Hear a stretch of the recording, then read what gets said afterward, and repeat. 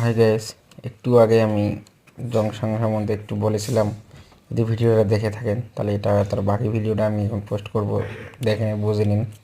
তো তখন আমি জংশনের তার সম্বন্ধে তোমাকে বুঝিয়ে দিয়েছি, কিন্তু ওই ব্ল্যাক পাইপ সম্বন্ধে কিছু বলিনি।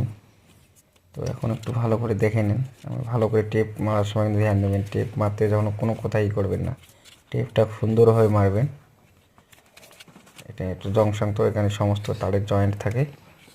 তো জংশনটা আমি কেটে একটু ভালো করে মেরে জংশনটা ফিটিং করব। ফিটিং করে আপনাদেরকে বলে দেবো কোথা থেকে কিভাবে আসবে লাইন, কোন লাইন, সব বলে দেবো। তো আমার টেপ মারার কাজ অর্ধেক শেষ হয়ে গেল, অল্প একটু বাকি আছে।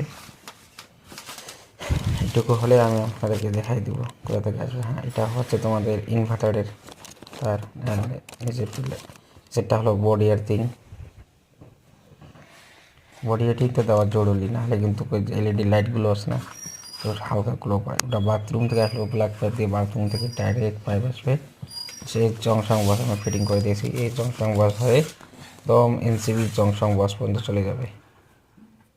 এনসিবি জংশন বস হয়ে একদম এনসিবি বক্স চালিয়ে যাবে। ভালো করে বুঝে নেবেন। এইভাবে কিন্তু গ্লুমের লাইন ড্রপ করতে হয়। এই যে এনসিবি